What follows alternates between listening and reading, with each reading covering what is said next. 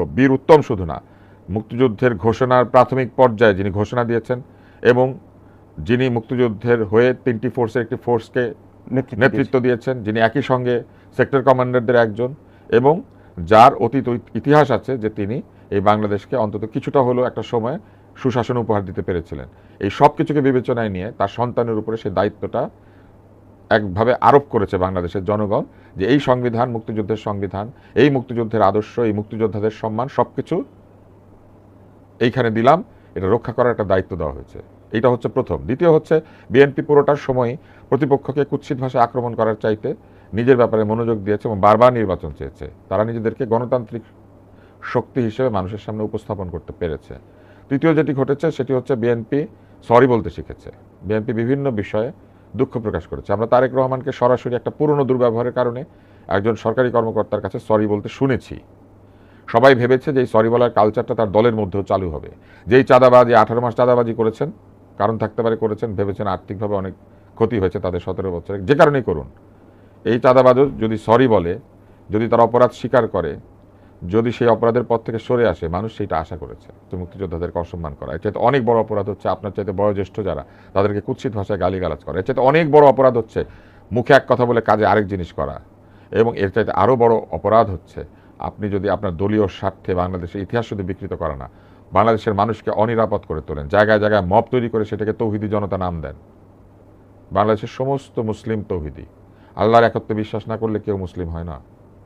অন্যের কাপড় খুলে নেওয়া মুসলিমের কাজ না। অন্য কেউ কাপড় ছাড়া থাকলে তাকে একটা কাপড় কিনে দেওয়া মুসলিমের কাজ। কিন্তু জামাত ইসলামী নির্বাচনে জয়লাভ করতে না পারলেও তার তো একটা বড় উত্থান ঘটেছে। জামাত ইসলামীর ইতিহাসে এই উত্থানকে সহায়তা করেছে অন্তর্বর্তী সরকার। সবচেয়ে বড় ফলাফল না, সেটা সবচেয়ে বড় ফলাফলের অনেকগুলি ফ্যাক্টর আছে। প্রথমত আওয়ামী লীগ নাই। আওয়ামী লীগ যদি থাকতো তাহলে দেখতেন বহু জায়গাতে জামাতের ফলাফল আরও খারাপ হতো, অনেক খারাপ হতো। শুধু তাই না, এই অন্তর্বর্তী সরকার বিভিন্ন ক্ষেত্রে জামাতকে ক্ষমতায়ন করার চেষ্টা করেছে এবং সেই চেষ্টার ফলাফল এখানে দেখা গিয়েছে। জামাত ইসলামের সারা জীবনের ইতিহাস এইটাই সবচেয়ে ভালো ফলাফল। এর চেয়ে ভালো করতে গেলে তাদেরকে সত্যিকারের রাজনীতি করতে হবে, কারণ তারা একই সাথে নিজেদেরকে নারী বিরোধী করেছেন। বাংলাদেশের নারীরাও বিএনপিকেই ভোট দিয়েছে, তা নাহলে তো তারা জিততো না। এই নারীরাও স্বাধীনতা চান, এই নারীরা কর্মের স্বাধীনতা চান, নারী হিসেবে নারীর সম্মান চান। আপনি সন্তান বহন করতে পারেন সেই জন্য আপনি সম্মান পাবেন, ব্যাপারটা তা নয়। বহু নারী আছে তাদের সন্তান হয় না, সে সম্মান পাবে না। বহু নারী আছে সে শুধু কাজ করে, বিবাহ করে নাই, সে সন্তান পাবে না। বাংলাদেশের মতো দেশে 2বারের বেশি ঘটা উচিত না। এইগুলিকে জামাতে ইসলাম বলে গিয়েছে যে তারা এইগুলি চায়, এইভাবে চায়। নারী তাদের দল করতে পারবে, দলের প্রধান হতে পারবে না। কি মজা না আপনি বলেন? আপনারা দলে দলে আমাদেরকে ভোট দেন, কিন্তু কোনোদিন এই দল চালানোর চেষ্টাও করবেন না, এটা তারা বলে দিয়েছে। তাদের গঠনতন্ত্র ওইভাবেই আছে। যেটা হ্যাঁ, আবার তারা জুলাই সনদের সমর্থন করে, যেখানে কিনা হিজরার অধিকারকেও সমর্থন করা হয়েছে। জুলাই সনদ বলে হিজরাও দলের প্রেসিডেন্ট হতে পারবে, সমকামীও দলের প্রেসিডেন্ট হতে পারবে। জুলাই সনদে কোনো বাধা নাই। ওরা আবার জুলাই সনদের পক্ষ নিয়েছে, এই জন্য মুখে এক কাজে আরেক, মনে আরেক। ওরা শুধু ক্ষমতায় যেতে চায়। ক্ষমতায় যাওয়ার পরেই কি বলবে জানেন? আমরা কৌশলে সব মেনে নিয়েছিলাম। আসলটা তো হচ্ছে আমরা মূল আইন যেটা। তাহলে জনগণ যে রায় দিয়েছে, আমরা বলা হয়ে থাকে জনগণ যখন ফ্রি ফেয়ার ইলেকশনে ভোট দেওয়ার সুযোগ পায়, জনগণ কখনোই ভুল রায় দেয় না। জনগণ একদম ভুল রায় দেয় না কথা ঠিক নয়, জনগণ ক্ষেত্র বিশেষে ভুল করে। যেমন আপনি হয়তো এলাকা ভিত্তিতে জনগণ এইবারও প্রতিশ্রুতি 1971 সালে মুক্তিযোদ্ধারা আমাদের জন্য এনে দিয়েছিলেন। মুক্তিযোদ্ধারা বলেছিলেন এই দেশ হিন্দু, মুসলিম, বৌদ্ধ, খ্রিস্টান সবার হবে, এই দেশ পাহাড় আর সমতলে সবার হবে।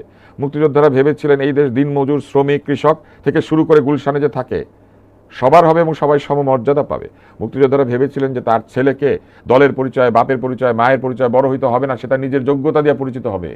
মুক্তিযোদ্ধারা ভেবেছিলেন যে দেশ তারা দেখেন নাই, যে সন্তানকে তারা জন্ম নিতে দেখেন নাই, যে স্বাধীনতার স্পর্শ তারা কোনোদিন পান নাই, সেটার জন্য যুদ্ধ করেছিলেন। তারা গান গেয়েছিলেন, মোরা একটি ফুলকে বাঁচাবো বলে যুদ্ধ করি, মোরা একটি ভালো গানের জন্য যুদ্ধ করি, একটি ভালো কবিতার জন্য যুদ্ধ করি। এই ফুল কবিতা গান কি? ফুল কবিতা গান আমাদের সংস্কৃতি। মুক্তিযোদ্ধারা তার যে সাংস্কৃতিক পরিচয় সেটাকে বাঁচিয়ে রাখতে চেয়েছিলেন। সেই জায়গা থেকে সমস্ত বয়ান চেঞ্জ করে দিয়ে মুক্তিযুদ্ধকে পাকিস্তানের সাথে ভারতের যুদ্ধ বানানোর চেষ্টা, এইগুলো যারা করেছে জনগণ। যদি মুক্তিযুদ্ধের ঢাল হতেন তাহলে তো ওনার এই অবস্থা পরিণতি হতো না। উনি যদি এই ঢালের জন্য রক্ত দিতেন তাইলে এই পরিণতি তো তার হইতো না। ওনার বংশের লোকজনকে না পেলে উনি যদি মেধার শাসন তৈরি করতেন তাহলে তো এই পরিণতি হতো না। এখন ওনার বংশের কোন লোক আছে বাংলাদেশে জেলখানায়? তাহলে এখান থেকে শিক্ষণীয় আছে, যারা জেল খাটছে আওয়ামী লীগের সাধারণ লোকজন, সাধারণ কর্মী, সাধারণ এবং অসাধারণ নেতারা, কিন্তু ওনার কোনো আত্মীয় স্বজন জেলে আছে? Is there any Sheikh in jail? The only Sheikh who suffered too much in the jail is Sheikh Mujibur Rahman. এবং ওই জেলখানায় থাকার বিনিময়ে এই 17 বছর 18 বছর আওয়ামী লীগ এই দেশটাকে শাসন করেছে। আমরা আরেকটু প্রসঙ্গে চলে যাই, যাওয়ার আগে আপনাকে একটা মজার ইনফরমেশন জানিয়ে রাখি, যেটা হলো তারেক রহমান এবং জামাতে আমি শফিকুর রহমান প্রথমবারের মতো এমপি হিসেবে নির্বাচিত হয়েছেন এবং এদের একজন প্রধানমন্ত্রী হবেন, একজন ধরে নেওয়া হচ্ছে বিরোধী দলের নেতা হবেন। ফার্স্ট টাইম এমপি হিসেবেই পার্লামেন্টে গিয়েই বড় দুইটা পদে বিজয় অধিষ্ঠিত হতে যাচ্ছে। এই নির্বাচনে আরও কতগুলো বিষয়ে আমরা আলোচনা করতে চাই। এনসিপির যেভাবে গঠিত হলো, রাইজ হবে বলে একটা প্রত্যাশার কথা অনেকেই বলল, স্বপ্ন দেখার কথা বলল, তরুণ প্রজন্মের নেতৃত্বে নতুন একটা রাজনৈতিক দল গঠিত হচ্ছে, সেটার পারফরম্যান্স এনসিপি হ্যাজ প্রুভ ওরা যখন গঠিত হলো, অন্তত জনগণ তো তাদেরকে ফলস বলে দিয়েছে, এবং শুধু ফলস বলেই দেয় নাই, জনগণ তাদেরকে রীতিমতো শিক্ষা দিয়েছে। এবার আসেন আমি প্রথম জায়গাটাতে আসছি। প্রথমবার প্রধানমন্ত্রী হওয়া মানে কোনো অসুবিধাজনক ব্যাপার না, সবাই বা অনেকেই প্রথমবারই প্রধানমন্ত্রী হয়। এর আগে মন্ত্রী বেগম খালেদা জিয়াও ছিলেন না, শেখ হাসিনাও ছিলেন না। প্রধানমন্ত্রী হওয়ার আগে কেউ মন্ত্রিত্বে ছিলেন না, অতএব ওনারা কোনো মন্ত্রিত্ব চালান নাই। ওনারাও জীবনে যখন গিয়েছেন প্রধানমন্ত্রী হিসেবেই প্রথমবার। খালেদা জিয়া প্রথমবার এমপি হয়ে প্রধানমন্ত্রী হয়েছে, আর শেখ হাসিনা আগে দ্বিতীয়বার গিয়ে হয়েছে, থার্ড টাইমে গিয়ে 86 তে এমপি হয়েছিলেন। আপনি ফেব্রুয়ারি নির্বাচনটাকে কেউ কাউন্ট করেন না। 1986 তে উনি গিয়েছিলেন, সেটার জন্য তো ওনাকে দণ্ড দিতে হয়েছে। 91 তে উনি হেরেছিলেন, তারপর ওনার শিক্ষা হয় নাই। তো এটা তো বলে কোনো লাভ নাই। এনসিপির কোনো ভবিষ্যৎ আছে এখন? আমি আপনাকে দুইটা জিনিস বলি। একটা হচ্ছে শেখ হাসিনা অনেক বড় নেত্রী হতে পারেন, ওনার অবশ্যই পারিবারিক ঐতিহ্য আছে, কিন্তু শেখ হাসিনার প্রথম এবং প্রাথমিক ব্যর্থতা হচ্ছে উনি নিজের সমালোচনা নিতে পারেন নাই। এই জুলাই আন্দোলনের পরে যে সরাসরি সমালোচনা করা যাচ্ছে, আমি মনে করি এই জুলাই আন্দোলনের এই জায়গাটা একটা বড় ভালো জায়গা। কিন্তু মজার ব্যাপার হচ্ছে এই অন্তর্বর্তী সরকারও একইভাবেই ওনার আচরণে অভ্যস্ত হয়ে উঠেছিল। তারা আনিস আলমগীরকে নিয়ে বন্দী করেছে, কেন? সমালোচনা নিতে পারে নাই। তারা আবু আলম শহীদ খানকে কেন বন্দী করেছিল? সমালোচনা নিতে পারে নাই। আব্দুল তুষার, আপনার এখানে আমরা আসবো, আমরা একজন প্রতিনিধি পেয়েছি। এবং আপনি এনসিপি নিয়ে জিজ্ঞেস করেছেন না, আমরা এনসিপি যাওয়ার আগে ছাত্রছাত্রীদের ভীষণ আগ্রহ সরকারি চাকরি করার। এই যে যারাই আন্দোলনটা করছিল, শেখ হাসিনার পতন না হইলে এরা সরকারি চাকরি নিত না, নিলে কার অধীনে চাকরি করত? এরা তো শেখ হাসিনার অধীনে চাকরি নেওয়ার জন্যই আন্দোলন করছিল। শুরুতেই যদি শেখ হাসিনা মেনে নিত তাহলে এরা সব শেখ হাসিনার অধীনে চাকরি করত এবং ওই স্বৈরাচারী সরকারের তাবেদার প্রশাসন। কেউ পুলিশ বাহিনীতে যেত, কেউ অ্যাডমিনিস্ট্রেশনে যেত। তাহলে আপনি প্রথমে বুঝতে পারছেন এদের আন্দোলনের মূল জায়গাটা কি? চাকরি পাওয়া। এবং চাকরি পেয়ে গেলে এরা পুলিশ অফিসার হলে এরা সব এই চাকরিটাই করতে। এখন দ্বিতীয় ব্যাপার, আপনি বলেন তো এই সার্জিস, হাসনাত, নাহিদ এরা কেউ বিশেষ পরীক্ষা দিয়েছে বা দিয়ে চাকরি পেয়েছে? শুরুর থেকে এদের চাকরি করার কোনো ইচ্ছা ছিল না, এদের ইচ্ছা ছিল নেতা হওয়া। এই জন্য সার্জিস বঙ্গবন্ধুর হয়ে বক্তৃতা দেয়। বঙ্গবন্ধুকে পারে না তো শেখ হাসিনার বাপ না, ওর বাপ বানায়, আমার বঙ্গবন্ধু, ওর একলার। সে আবার প্রধানমন্ত্রীকে উপদেশ দেয়, তখনকার প্রধানমন্ত্রীকে। আপনার পাশেই মির্জাফর লুকিয়ে থাকে, নিজেই দাঁড়িয়ে দাঁড়িয়ে বলছে। মির্জাফরের বক্তৃতা দিলে যা হয় আর কি। এরাই তো আন্দোলনটার মধ্যে গেল না, গিয়ে তারপরে তারা কি করলো? আন্দোলনটা হইলো। কেন হইলো এই আন্দোলনটা এরকম? সাধারণ মানুষ এই আন্দোলনে যোগ দিয়ে দেওয়াতে সাধারণ মানুষ দেখলো যে শেখ হাসিনার প্রশাসন বাচ্চাদের বুকে গুলি চালাচ্ছে, কোটা মেধা সব চলে গেল। প্রথম জিনিস হলো যে রক্তপাত হচ্ছে, এই রক্তপাত অন্যায়। আপনি অনৈতিক অবস্থানে থেকে মানুষকে এইভাবে গুলি করতে পারেন না। এবং সেই জায়গা থেকে বহু মানুষ এই আন্দোলনে যোগ দিল, পুরো দুঃশাসনের চিত্র মানুষের সামনে ফুটে উঠলো। এবং সেখানে মানুষের কোন জায়গাতে নাড়া দিল? বলল কথা কও, কথা কও। বলল বাক স্বাধীনতা ফিরে আসবে, ফ্রিডম অফ স্পিচ। ফেসবুকে কিছু লিখলে কেউ ধরে নিয়ে যাবে না, ভুয়া মামলা দিবে না। আপনি একটা বক্তৃতা দিলে আপনি গুম হয়ে যাবেন না, আপনি রাজনীতি করতে পারবেন, রাজনৈতিক বিরোধিতার জন্য আপনার নিশ্চিহ্ন হয়ে যেতে হবে না। মানুষ এইগুলা দূর করার জন্য আসলো। মানুষ কি বাচ্চাদেরকে ক্ষমতায় বসানোর জন্য এসেছিল? এরা যদি জানতো যে এরা প্রধানমন্ত্রী হতে চায়, তাহলে কি আপনি মনে করেন মানুষ এখানে আসতো? বিএনপি আসতো? বিএনপি তারেক রহমানকে প্রধানমন্ত্রী করতে চায়, খালেদা জিয়া কি করতে চায়।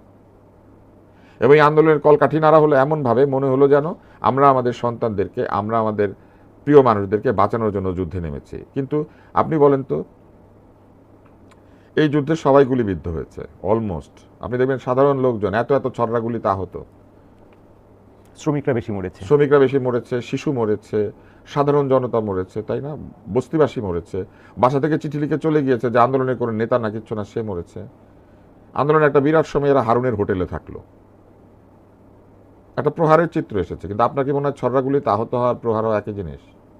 আপনি বলেন তো এখন যারা প্রমিনেন্ট লিডার তারা কারা কারা এই ছররাগুলিতে আহত হয়েছে? কারো চোখ, কারো হাত, কারো পা, কারো কিছু। কিন্তু আন্দোলনের নেতৃত্বে তারা চলে এসে বলল কি, আমরা এই আন্দোলনটা করেছি। নতুন আপনি দেখেন হারুনের হোটেলে যে 6 জন বসা ছিল, আপনি তাদেরকে বিবেচনা করেন, ওই 6 জনই কি আন্দোলনের নেতা বা ওই 7 জনই? এবার তাদের পদ পদায়নগুলি দেখেন এবং তার সঙ্গে যারা এসেছেন তাদেরকে দেখেন। এইবার দেখেন, এরা প্রথমে এসে কিন্তু দল করার কথা বলে নাই। দল করার কথা কে বলল? আমেরিকার রাষ্ট্রদূত আর প্রফেসর ইউনূস। ওনারা কি বললেন? রাষ্ট্রদূত সাহেব বললেন যে ওনার কাছে, তাও বিদায়ী রাষ্ট্রদূত, উনি বললেন ওনার কাছে সংবাদ আছে যে তরুণরা দল গঠন করতে পারে। আর প্রফেসর ইউনূস বললেন তরুণদের দল গঠন করা উচিত। ওনার বলার কথা, বাবারে চাকরির জন্য ইন্টারভিউ দিতে চাইছিল, গিয়া বিসিএস এ পরীক্ষা দিয়ে প্রমাণ করো তুমি কোটা না, তুমি মেধা। উনি দুনিয়ার কোটা দিতে শুরু করলেন, কারণ এরা তাকে ক্ষমতায় বসিয়েছে এবং মুক্তিযুদ্ধের সাথে এক ধরনের প্রতিপক্ষতা তৈরি করে দিলেন। উনি বললেন কি যে আমি এটাকে রিসেট করব। রিসেট বলার পর যখন সব লোক ঝাঁপিয়ে পড়লো তার উপরে রীতিমতো সমালোচনা, তখন বললাম উনি এটা মিন করে না। এটা আবার উনি বলে না, বলে ওনার প্রেস সচিব। এইবার দেখেন, এই আন্দোলনে একটা বিরাট অংশ এসে যোগ দিল কোত্থেকে? আন্দোলনের পরে আন্দোলনের ফসল নিতে যারা বিদেশে ছিল, এরা ভিডিওতে এই আন্দোলনে অংশ নিয়েছে, ওইখান থেকে ভিডিওতে দেখতো। এই জুলাইয়ের এই পুরো টাইমে এবং আগস্টে আপনি বলেন তো তাদের ফেসবুক স্ট্যাটাসে গিয়ে দেখেন তো তারা কি লিখেছে। আলী রিয়াজ কি লিখেছিল ফেসবুকের স্ট্যাটাসের কারণে? আনিস আলমগীরকে তারা ধরে, উনি নাকি তখন জুলাই মাসে কি একটা লিখেছিলেন, এটা বিরাট অপরাধ হয়েছে। আমাদের প্রধান উপদেষ্টার কোনো বাণী ছিল তখন? এই আন্দোলনের পক্ষে উনি দাঁড়িয়েছিলেন, উনি একটা বিবৃতি দিয়েছিলেন যে শেখ হাসিনার এটা উচিত হচ্ছে না। উনি তাদেরকে পড়াশোনায় ফেরত দিলেন না। নোবেল পুরস্কার উনি একলা পাবেন, বাকিদের নোবেল পাওয়ার দরকার নাই, বাকিরা রাস্তায় রাস্তায় ঘুরবে। উনি কি করলেন? পরীক্ষা না নিয়ে অটোপাস দিয়ে দিলেন। আর মুখে কি স্লোগান ছিল? কোটা না মেধা। অটোপাস কি মেধার পরীক্ষা? আর অন্য কেউ আন্দোলন নিয়ে গেলে কি বললেন? আনসার লীগ, রিক্সা লীগ, অমুক লীগ। লীগ শব্দটাই যেন একটা গালি, এটাতে উনি পরিণত করলেন। শুধু অটোপাসটা অটোপাস লীগ না। তাহলে আমি আসেন আমি বলে যাই এনসিপি, আপনি এনসিপির পুরো ইতিহাস বুঝতে হবে, নাহলে কেউ বলবে না এটা। তারপর উনি এটা বলার পরে উনি একটা দাবি তুললেন, ভোটের বয়সটা 17 বছরে কমিয়ে দিলে ভালো হয়। আমরা তার সমালোচনা শুরু করলাম। And on that day I actually started saying যে এই সরকারের একটা দূরভিসন্ধি আছে। ভোটের বয়স 17 বছরে নিতে হবে কেন? মানুষ 18 বছরের 1 বছর বয়স কমাই দিলে তার বিদ্যা বুদ্ধি যোগ্যতা সিদ্ধান্ত নেওয়ার ক্ষমতা বাড়ে। আর যদি এইটাই হয় যে বয়স কমলে পরে সিদ্ধান্ত নেওয়ার যোগ্যতা বাড়ে, তাহলে 12 বছর না কেন? আপনার যখন পিউবার্টি হবে, চুলদারি গজাইলে কেন ভোট দিবেন না? এটা কোনো উত্তর নাই। তারপর উনি কি করলেন? উনি এখান থেকে একটুখানি সরলেন। সরে উনি কি করতে শুরু করলেন? উনি বললেন তরুণদের মধ্যে আসলে রাজনৈতিক একটা অবস্থান দরকার, এবং একটা বক্তৃতার মধ্যে উনি বললেন তোমাদের তেজ নাই, তোমাদের শক্তি নাই, তাদেরকে প্রতিহত করতে হবে।